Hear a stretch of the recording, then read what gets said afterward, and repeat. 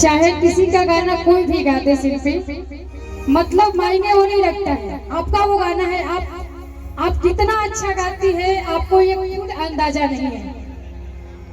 हाँ दे दीजिए तिलक बा आज लुटावे की जरूरत बाटे, जितना दिन के मोटाई बाटा ही कोई काम में आई। और आपको एक छोटी सी बात आपके लिए हम कहना चाहते हैं, आप ये पूरी भोजपुरी इंडस्ट्री का सितारा है और उस तारे में जानती है जो सबसे बड़ा चांद होता है वो चांद आता है। हम बता रहे हैं ना, वो हमारे कहने का रीजन है, इसलिए नहीं कि आप बहुत बड़ा स्टार बन गई है, इसलिए नहीं, आप में वो क्वालिटी है, आपके वोकल में जो क्वालिटी है ना वो भोजपुरी में किसी सिंगर में नहीं है, किसी सिंगर में नहीं। क्या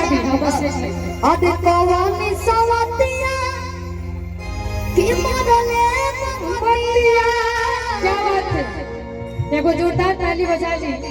हाँ तो बैठ के ओढ़ के बैठे के आप हाँ भाव में बैठा लो बस। अरे ये बार जान आई जी, हीरोइन है हीरोइन बस और ताली से आदे कवानी सवतिया कि मधरे बावतिया आदे अपने गुजरिया के गइला तू भूल। हमने के छोट भाई शिवानी है, शिवानी आई आगे आ जाइए कि छोड़ी गवन है हरी में हरिया। बोलो भैया वो छोड़ी गवन है हरी में हरिया।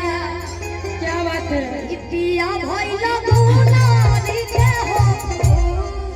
हाय भैया कि छोड़ी गबने हरी में हरिया, छोड़ी गबना एगोरी माइक बका। अच्छा शिवानी भी आ गई। अच्छा निशा दीदी बैठी हैं, सबसे हमने के मेट शिल्पी मंच पर ऐसे पहला बार भइल बगा कि 3-3 गो 4-4 गो लेडीज सिंगर ऐसे पहला बार भइल शायद। एकदम भोगे के चाहिए कि कबहनी सबतिया मरले बाबतिया, कबहनी सबतिया मरले बाबतिया, अपने गुजरिया के गइला तू भूल। सुना सुना लागेला से दरिया, सुना सुना लागेला से दरिया, राजा भइला गुनारी के हो भूल। सुना सुना लागेला से दरिया, राजा भइला गुनारी के हो भूल। छोड़ी गवना हरी में हरिया, छोड़ी गबना हरी में हरिया। तने बरो लेवल उठा दे। सबसे पहले सबके प्रणाम बटे और औरा इतना प्यार से कहना कि छोड़ी गवने हरी में हरिया, लेकिन हम तो पता बका कहो आज उठ जाए रहन संघर धव राजा। अरे दिया कि तू मदद नाही माथा के दर्द हमारा अतन सना मनी ना। तब फिर कहो कि बने परेशान मन करे ले जाना, तोहर खाना पीना रोक दे कि तोहरा जैसन मरदा के माथा के दर्द के चूल्हे में झोंक दे कि एक बार दिल के सुकून कैदा। क्या बात है, ये राजा जी एगो खून कैदा, आज अपने ही हाथे हमर खून कैदा।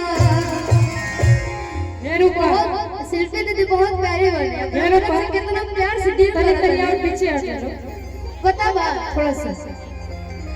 अगर हम, लेकिन हम एगो गाना कर रहे का थे। कहनी है कि बहुत लोग आई बहुत लोग गई, शिल्पी जाए वाला नहीं की। सही बात बाटे, हम यहाँ से बहुत कुछ सीखल बानी। शिल्पी जाए वाला नहीं की, बार बार कहता नहीं कुछ ऐसा क्वालिटी बाकी हो जाए वाला नहीं। एगो हम गाना कर रहे आ हैं। भोजपुरी इंडस्ट्री में के ऐसा नहीं के जैसा लामी डाक देलस। बिल्कुल रउआ एक्सपीरियंस रउ सीखे के पड़ी बोले के बाप रे बाप। किस्मत फसले बड़ा रोकड़ा से, किस्मत फसले बड़ा रोकड़ा से। बोल भैया कि तू जाके फसब जे ओकरा से, बहु फसब दोनों छोकरा से।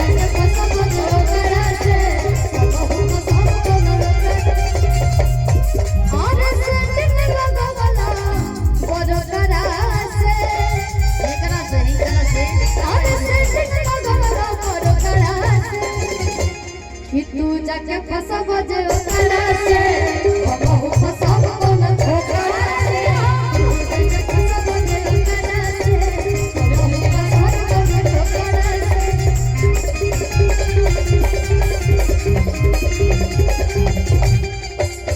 राजा जी दिलवा क्या बोलते हैं वो बोतल में भर के वो लगाना आपका बहुत अच्छा है। हमने के बड़े भैया थोड़ा सा गाना। संजीव जो कि हम बस सुन के चले जाएंगे थोड़ा सा गाना। एक लाइन बस होता है। बोलो भैया। और बहुत बहुत धन्यवाद शिवानी जी आपके बहुत बहुत धन्यवाद।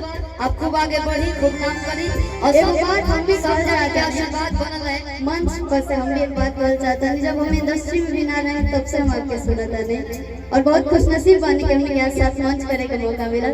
और राणा दीदी बस हम एक आपसे बात करना चाहते हैं कि कोई भी अपने आप में सबे स्टार होखेला। हाँ, अपने आप में सबे स्टार होखेला, गावे आवे चाहे ना आवे सबे स्टार होखेला। का जी काहे से कि शिल्पी दीदी के जगह कोई नहीं खेले सकल। ई तो बात माने के बटे भोजपुरी में यहाँ के जौन पद बटे कोई नहीं खेले सकल।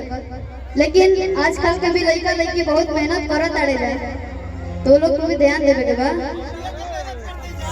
ए भाई कौन लड़की वाली से टक्कर हो जाला सादा हो ना हमरा अंदर कबो ऐसा ना हो शिल्पी। सुनिए 30 सर्फ लगाई 30 सर्फ।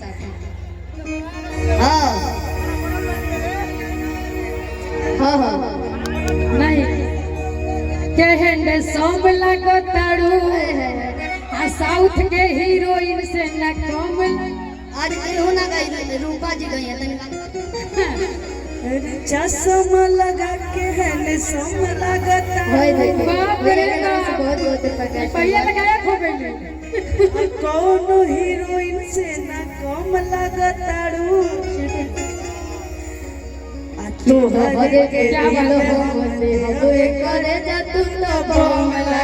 है। और रूपा जी ये बोलिए कि हमारे तरफ से आपने बहुत अच्छा गाया, हमारे तरफ से आपको इनाम कहा कि बॉडी याद आवे आज प्रिया के प्यार पाई। क्या बात है।